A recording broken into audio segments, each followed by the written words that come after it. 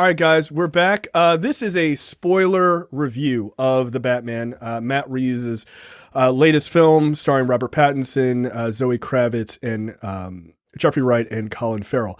Let's get right into it. Micah, you just recently saw it, so I don't know your thoughts on this at all. So first, let's give your general thoughts on The Batman.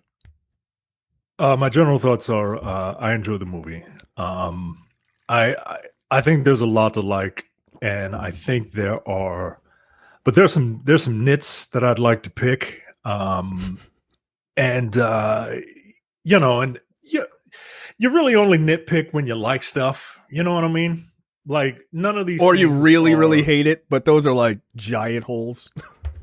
Yeah, right. Yeah. I did not hate this movie, but I would probably give it, if I had to score it, I'd give it like a 4 out of 5. Mm-hmm. Maybe like 3.5, 4 out of 5. Because some of the nitpicks just, kind of bothered me.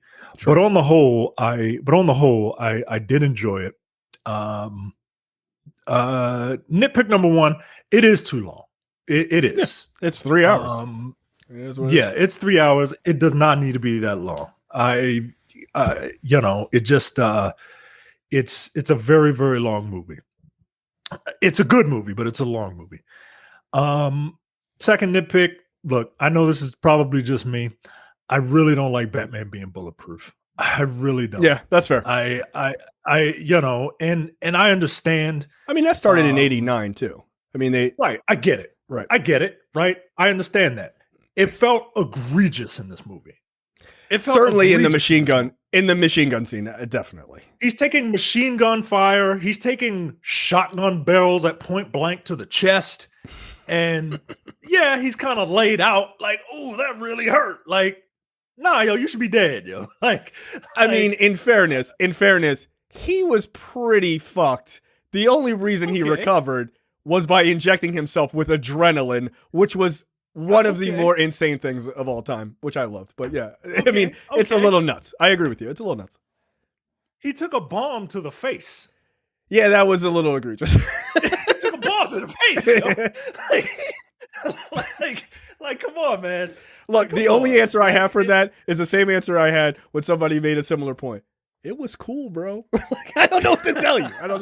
Right, there's no logic behind that. Like, that was like a grenade blast, like, at point blank range. Like, at point blank range, dude. Like, when Alfred took the bomb to the face, he at least threw it. Right? Like, right, yeah, he wasn't like right. Batman took a bomb to the face, right? Like, that was just right. I agree with that. I mean, that's fine. When he took that bomb to the face, the police apprehended him. It is established in this thing that the police do not like Batman, but they kind of give him a little bit of leeway because everybody likes Jim Gordon, apparently. Right. But it's very hard for me to square this circle of, if they have the Batman in custody, a vigilante that the police do not like, including the police captain, that all of these people who are like standing over an unconscious Batman do not rip his mask off and arrest him. I agree. I get it. That's not the story, but I feel like there could have been a better way. Like, that scene didn't need to be there.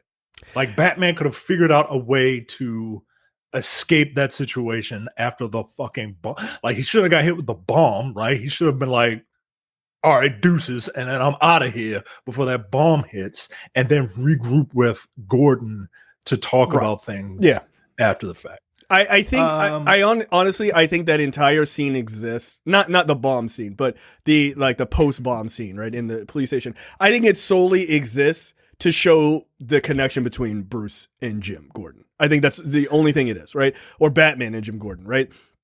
Just the idea of Gordon is even willing, like, Gordon is the one who steps in to stop them from taking the mask off, which, again, to your point, like, there's like 50. The captain's right here, yo. The captain's right here. Right, like, the captain. Right, like, and he hates your guts, right? Like, so yeah, that part I would agree with.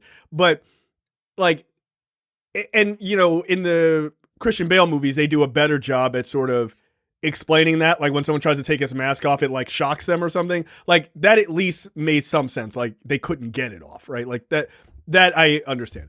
But I think that scene is only there to show Gordon's willingness to like go to the mat for this guy that he doesn't even truly know, right? And then like for like Gordon to get punched in the face, he's like, "Yo, you could have pulled that punch." He's like, "I did." Like he fucking like, decked him, yo.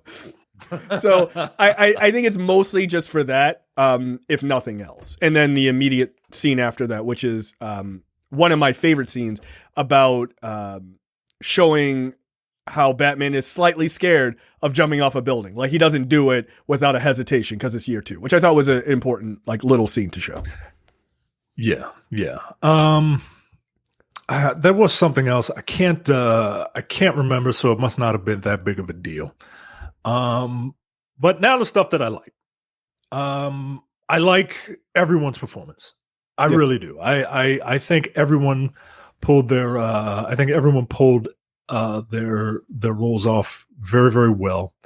Zoe Kravitz, who, I mean, for my money, is probably the most beautiful woman in Hollywood right now. I'm okay to say I that. loved her Catwoman. I loved her Catwoman. I think it's the best movie Catwoman. Sorry. It is. Sorry, it is. She's a real cat burglar, dude. She is. She's a real cat burglar. She's a real person. The Michelle Pfeiffer, she was great and all, right? But like there was this like supernatural element to it that, right, you know, is just weird and which is great. It's a great version of Catwoman. It's not a traditional version of Catwoman. Right. And then Anne Hathaway's version was not memorable at all. You could have put any woman in that role. I was not impressed by her being in that movie at all. And I like the Anne Hathaway a lot. This movie got sexual chemistry between Batman and Catwoman down perfectly. Yep, absolutely. It was like in the one scene where they first kind of meet up in costume. They're fighting. And he puts her down on the table and in like a missionary style, and then a cop hears, and then they're like, "Oh, we gotta hurry up and come over here," and then they're hugging, right? But it's not hugging, right? Like she's struggling and shit. Like, yeah, there's some real sexual chemistry there. Yeah, this movie got it down to it.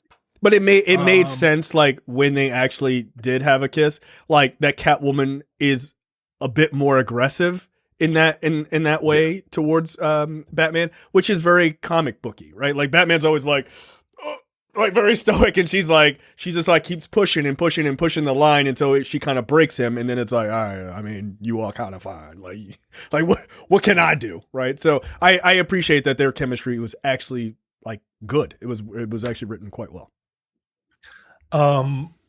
Paul Dano is really good as this version of the Riddler. I like this take on the Riddler. I really do. The Ted Cruz version, yeah.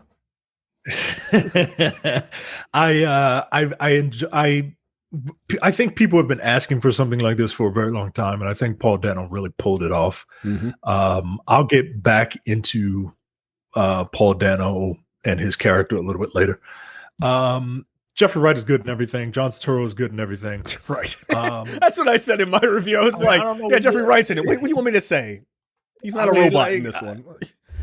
Right. Like, even if he was, he'd pull it off. Right. Yeah. Like he's like super good in everything, dude. I've never seen Jeffrey Wright in something I didn't like. It's never. Exactly. Andy Serkis, I feel like they got a pretty big name for a pretty, not a nothing plot, not a nothing character by any stretch of the imagination, but small role. It's a very, very small role for a not so small name. So Colin Farrell. Before you jump to Colin Farrell, I have a question for you. What are your thoughts about the fact that League of Shadows is not in this universe? That Alfred is the one who taught him how to fight. I like it. It's it fits this Batman, right? And it fits Alfred's, Alfred was essentially like a secret agent in his younger days, right? And it makes Alfred more intriguing. Like most people don't know that Alfred was a secret agent, right? Like he's just like the butler. Right. But like no, like that dude was like a James Bond type. Right. And it makes this Alfred interesting, right? He's not just like the old man doting around, the house, and like he's and he looks like he can fight. You know what I mean? Because he's not. I mean, he's an older guy, but like he's not that old. Right. So yeah. I think Alfred was used just enough in this movie. Colin Farrell, who is unrecognizable as the Penguin, he was fun. He was a little bit of he looked like he was having a good time. They even when Batman and Gordon handcuffed him, they cuffed his arms and his feet, so he had to walk like a penguin. I thought that was cute. Yeah. Everybody else was Robert Pattinson. I think Robert Pattinson is a really good Batman. His Bruce Wayne is leaves a little to be desired. I will chalk that up to this Bruce Wayne still being in year 2, and I would chalk that up to him not crafting the Bruce Wayne persona because this is year 2.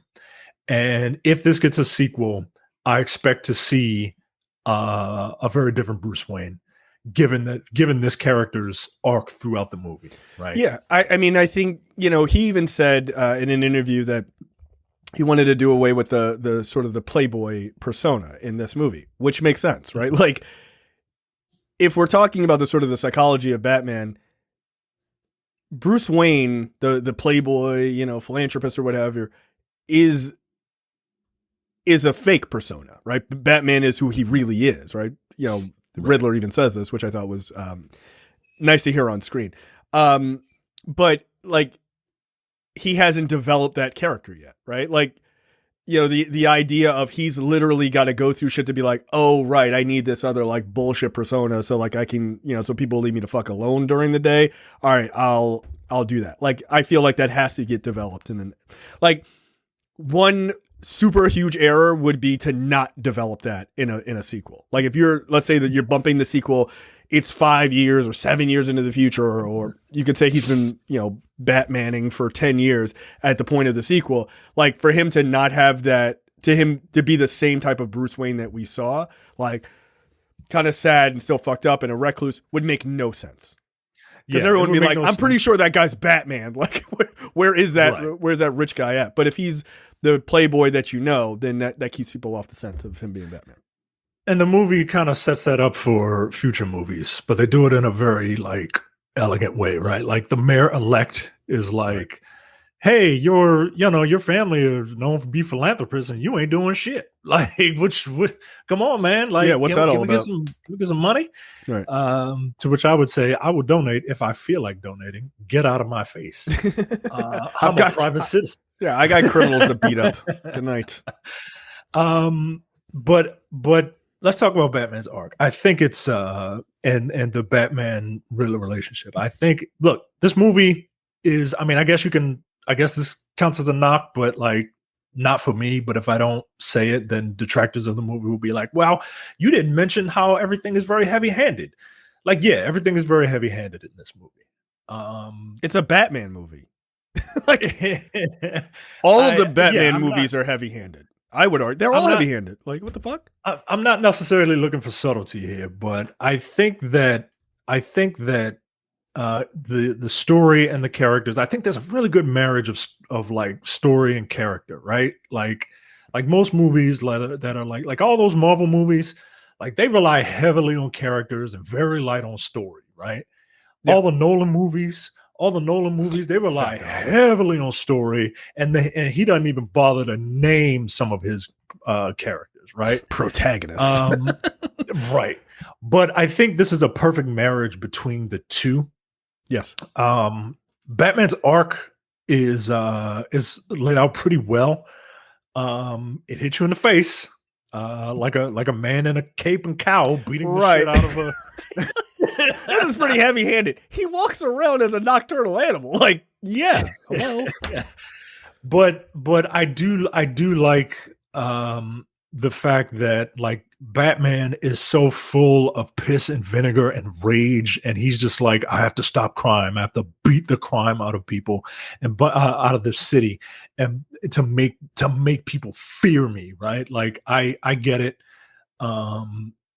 But at the end of the movie, he realizes, like throughout the movie, not the end of the movie, throughout the movie, he realizes, oh shit, like this isn't the way, right? When Catwoman wants to kill Falcone, he's like, yo, this ain't right. The cop, like, yeah, she wanted to kill two people. Yeah, she's like, yo, this ain't the way, yo. Like he sees it in her, and he's like, oh shit, like have I been acting like this? And in case that wasn't like on the nose enough, the encounter between the Riddler and Batman in the jail, where the Riddler, who it turns out is a fucking incel, which is a fucking genius way to it's wonderful commentary because fuck incels. And the fact that the problem is no one is. I think that is the problem. Oops. The fact that the Riddler is inspired by a masked vigilante beating the shit, dispensing his own form of justice in an incredibly violent way is fucking great, because it makes Bruce realize, oh shit, I've been Batmaning wrong. Right. I've been doing this the wrong way. Right. And that's a core to the Batman universe in and of itself, right? Is that almost all of his major villains are, they get to where they are because of him, which is like, I'm helping everybody. It's like, but are you really? Like, because you're ultimately creating these supervillains by one means or another, whether it's direct or indirect. Right. And the fact that Batman realizes this is it's very, I love it. I also love that that the Riddler kind of wins. His plan comes to fruition. I really enjoy that. That's kind of like in Seven, right? Where John Doe's plan actually comes to fruition. I remember the other nitpick I had. I like the theme. I really do. Yeah, it reminded me of my son. I really enjoy it until it just is yelling at me all the time.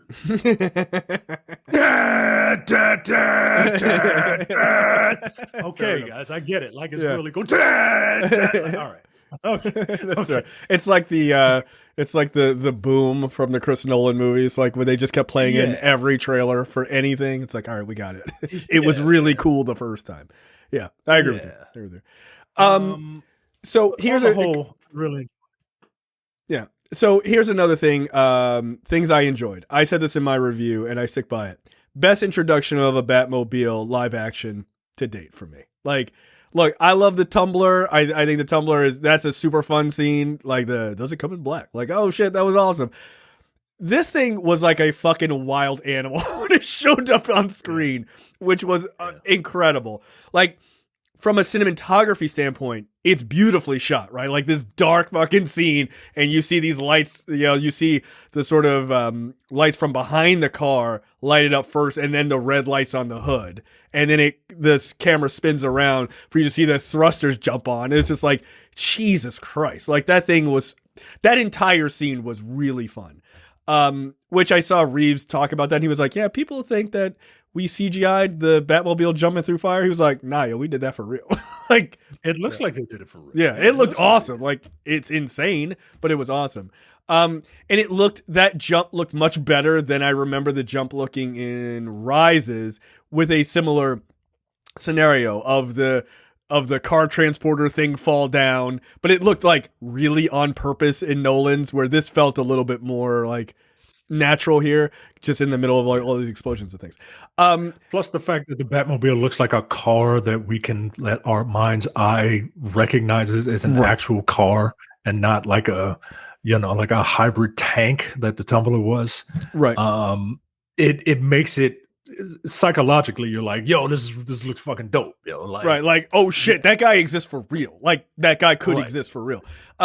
And like I saw someone's breakdown. I wish I could remember her name, but she was talking. This woman was breaking down like the idea of like what the Batmobiles, the live action Batmobiles, tell you about that particular Batman, right? And it's like the idea of like the Tumbler and, you know, Keaton's Batmobile. I won't talk about Clooney or Kilmer's. Who gives a shit? Nobody takes this movie seriously. You shouldn't.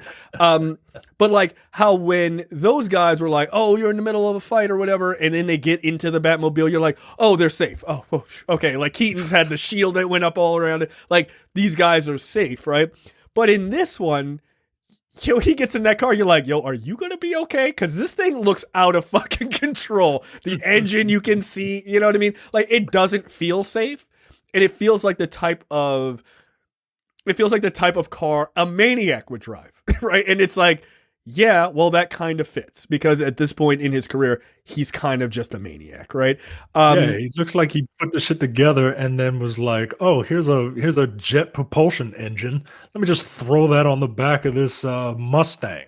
Right, and it's like, dude, that's not safe. He's like, yeah, I know. I know. I don't care. Like, I just got to do what I got to do. So, like, I actually appreciate the difference between the designs, right? Oh, and what's the name's Batmobile, Affleck's Batmobile, which felt more like a tank to me as well. I wasn't as huge of a fan of that design. It was like, wow, Batman, for a guy who doesn't like guns, there's a lot of guns on this, like visibly a lot of guns. But that's obviously true for all of them. And again, this is the only Batmobile that didn't have guns, which would go with his actual like thought process. The other ones were like, fuck it, you can have guns on the car, it's okay. So I like that. You know, you mentioned Zoe Kravitz. Look, I think she was great in it. I liked her arc. I thought it was cool. I like that they let her be a full-fledged person, right? Like I think that was important. Like we haven't really seen that as a live action Catwoman before. They just announced, you may not have seen this, but they just announced the Penguin series for HBO. It's a limited series starring Colin Farrell back as the character, which is dope. So it takes place directly after the movie, which I'm looking forward to seeing. Are they doing a Gotham TV show? I think that's what this one has turned into. Okay. This is a Gotham TV show that I would watch. Yeah. It just, I don't know. This world seems very interesting. Oh, definitely. But yeah, man, aside from a few of my little nitpicks, I think this was great. And I wouldn't mind a sequel. I guess they're not just. So I've never seen Joker. I felt like this could have been a Joker sequel. The Joaquin Phoenix Joker sequel, if not for the allusion to the Joker at the end of the movie. Right. I'm curious to see what they do, because this doesn't seem like a world where, you know, Superman would show up, right? And if Superman won't show up in this world, then there aren't going to be like aliens and shit, right? Like there aren't going to be more of the fantastical elements, right? Like Mr. Freeze ain't showing up in this, right? Like I would imagine. Reeves said that's a villain he would love to explore. Really? Yeah. Huh. I'm wondering how that would work in this particular like hyper grounded world. I don't know, but I feel like I'd be super interested to see him try. I would look, don't get me wrong, I would love to see what Mr. Freeze being taken seriously in live action would look like. Yeah. I'm here for it. Look, you know, there's obviously the tease of the Joker. I don't think you get the Joker in the second movie. I don't think so. No, the Joker is a character that caps off a trilogy. You know what I mean? Like he should have never been. He should have never been the second movie in the Bale trilogy. I don't think so. Like I think that should have definitely waited for the third one. But whatever. They wanted to. They wanted to jump to the fucking big party. I get it. He's a great character to deal with because if you can pull it, you can pull in the case of Ledger, a once in a lifetime performance, right? Like you quite can. But it'll be interesting to see what they do. I hope they go with like Mr. Freeze or something interesting like that.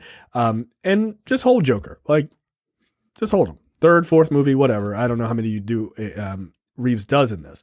But I definitely don't think you need it right away. I didn't actually think that tease needed to happen. I was okay with it, but I didn't think it needed to happen at all. Yeah, I mean, it didn't bother me. It didn't bother me. And the problem is, it'll either A, be the Joker in the next movie, which I don't think is a good idea, or B, people will complain that the Joker is not in it, even though it was teased. So I think you're damned if you do, you're damned if you don't. But I don't know, man. I like Batman fighting. I like Batman fighting like mob bosses and criminals and the seedy side of it. I hope Batman becomes slightly. I like that this was a detective story. But like much like the Penguin pointed out, like they weren't very good detectives, right? In certain aspects. Am I the only one who knows Spanish? They're chasing bogus leads and from time to time. But again, I'll chalk that up to this being year 2, right? Like, he's not. That's the whole point. He's not an experienced. He's not an experienced detective yet. So at all. I did like what do you think? Like this movie, much like the Bond, the Daniel Craig ones, this is like very low on tech, which I think is kind of fun. But like I did like the contacts that were cameras. I thought that was kind of cool, which would explain why he moves so slow when he like walks into a scene, because he's scanning the entire room. He's not just like walking in to look cool. Like it actually made sense. I thought that was kind of like a cool, like this is the only real tech you get in the entire movie. Yeah, I don't mind gadgety Batman, but if these are gadgets, they're just way more practical. And they're fantastical gadgets, right? Like cameras and contacts is it's pretty fantastic. Is fucking wild shit. But I like that A, it's believable, and B, it made sense. Right.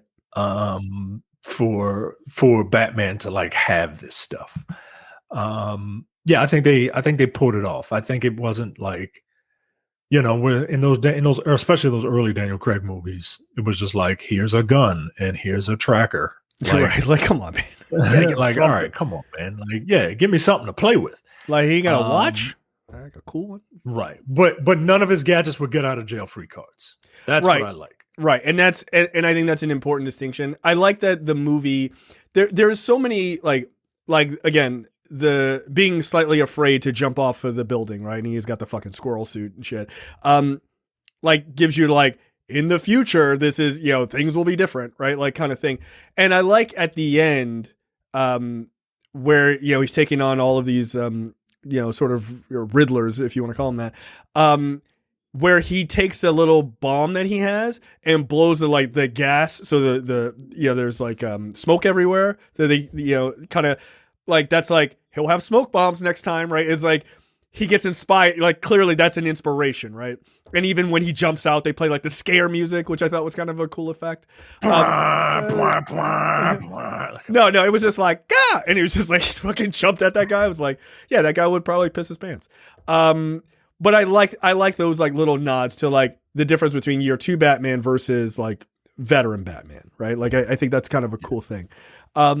It lets me know Reeves actually gets the story they're trying to tell. Like, you can't have him moving around like Affleck was in those like Justice League movies. Like, he's supposed to have been Batmaning for like 20 years at that point, right? Like, he's supposed to be super fast and quick and fucking has an idea for everything. Like, that's the point. But this guy is like, I'm gonna jump off the building but still hit a bus and get fucked up. Like, yeah. But like I feel like people often forget, like, that kind of happened to Bale's Batman in Batman Begins. Like, like they time jumped that sort of early Batman story, but like he got lit on fire in the first Batman, right? Like he wasn't like perfect throughout that movie either, but this movie just stays in that zone for the entire time, which is interesting. Look, for me, the more I think about it over time, it's my favorite live action portrayal of Batman. And it's not because I don't like, some people are like, oh, that's because you hate the other one. No, I don't hate the Nolan movies. I love the Nolan movies. I think they're great. But what I am realizing more and more as I think about it is like everyone says, oh, The Dark Knight is their favorite. The Dark Knight, like besides the China like scene, there's not a lot of Batman in that movie. Like it's not a Batman focused movie. It's a villain focused movie. So it's kind of nice that this is a very Batman centric story, where Batman Begins was a very Batman centric story. You know what I mean? Like in the same sort of way. I think part of that is because Batman, everybody loves Batman, but like Batman's only as good as his villains, right? Correct. And his villains are so interesting, and Batman is interesting because of them. Whereas a Spider-Man is interesting on his own, and then his villains complement him. Superman is much like Batman. They rely on their villains to make them really interesting, right? And Batman's got some awesome villains. So yeah, man. Look, I thought the movie was pretty good. Again, a little too long, but that's always gonna. I mean, that's why I said in my review, like that's gonna be most people's con about this movie. Makes total sense. Yeah. But I enjoyed it, man. I wouldn't mind seeing another one. Yeah, I am hoping for the second, third, whatever else we get to not be a detective story. I'd like to see them try. I don't want to say a traditional Batman movie. I don't really know what that means. But I guess a little bit more like superhero heroics versus more detective, driven story, if that makes sense. But it'll be interesting to see what they do. I don't know. If you have someone like Mr. Freeze, it's not a detective story. It's the guy walking around with a fishbowl on his head. You don't have to guess like who's the bad guy. So who knows? I mean, it might be recency bias, but I actually kind of want more of Batman figuring stuff out. I want Batman to be kind of like almost like a Sherlock Holmes type. Okay. And the problem is you would need like an audience proxy, which traditionally would be Robin, because Robin would be like, how'd you do this? And it'd be like, elementary, my dear Robin, or whatever, right? Right. Like, this is how I figured it out. But this world, I can't see a Robin in this world, though. He's year 2. Robin. Like, you gotta age him up considerably. Well, yeah, I'm talking about for like sequels and stuff, and then this. You don't think the booty shorts are gonna work? No, I don't think the booty shorts and elf shoes are going to work. I think you're being a bit of a prude, but that's just me. Like, you don't know anything about men's fashion. Get out of here. That's a wild look for a character, dude. I know this is the boy wonder. Yeah, I wonder what you were thinking by putting this on. It's a bit strange, fighting guys with guns.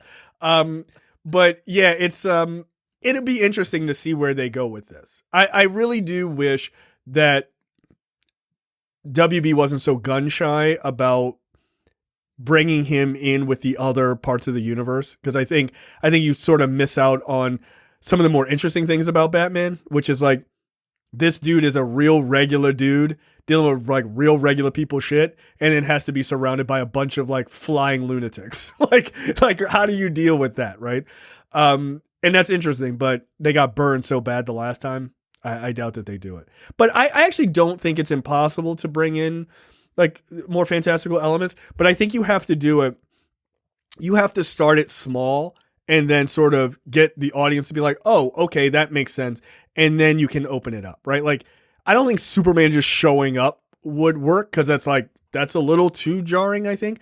But you need something like Man-Bat, right? That can be explained like via science to happen, like, oh, it like mutated into this like bat person.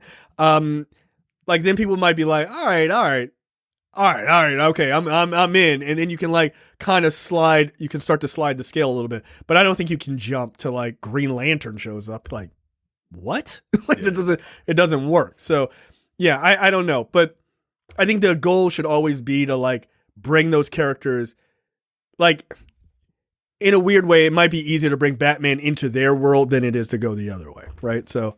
Oh, he just no, you can't. You can't just have him show up in Gotham. You know, that's wild. It's a wild move. But I'd like to see him try. It'd be fun. But yeah, look, I'm here for it. I really enjoyed it. I thought it was great. Look, maybe this is DC's year. It's a pretty good start, I think. So, anything else before we get out of here? No, just you know, I'm sure it'll be if you don't want to go to the theater, I'm sure this will be available streaming sometime soon. And yeah, it's like April 11th. Yeah. Okay. Yeah, it's dude, it's not. Yeah, it's not long. It's something like that, or April 29th or some shit like that. So all right. Yeah, it's not bad. Oh, one last thing. Someone in our fan group, shout out to Hi, she brought this up, which I thought was a cool point. The story focuses on 3 orphans. I hadn't thought about that. Like it's 3 orphans from different perspectives, right? Batman, Catwoman, and the Riddler. All of them are orphans. Yeah. And the Riddler was like, were you really an orphan? Were you really an orphan? You're living in a mansion. Right. What and you have a father figure in the house. What the fuck? Like I'm eating trash, watching a baby die every year, which was like really dark imagery. I was like, we got it, Paul Dano. Good God. Yeah, and then Catwoman is clearly abandoned by her piece of shit father. So yeah. So yeah, I thought that was an interesting perspective, and again, like that's just good writing to sort of create a sort of a triangle with those 3 at the center. I thought that was dope. Yep. All right, that's it for our spoiler review for the Batman. Go check it out, and we will see you guys next time. See ya.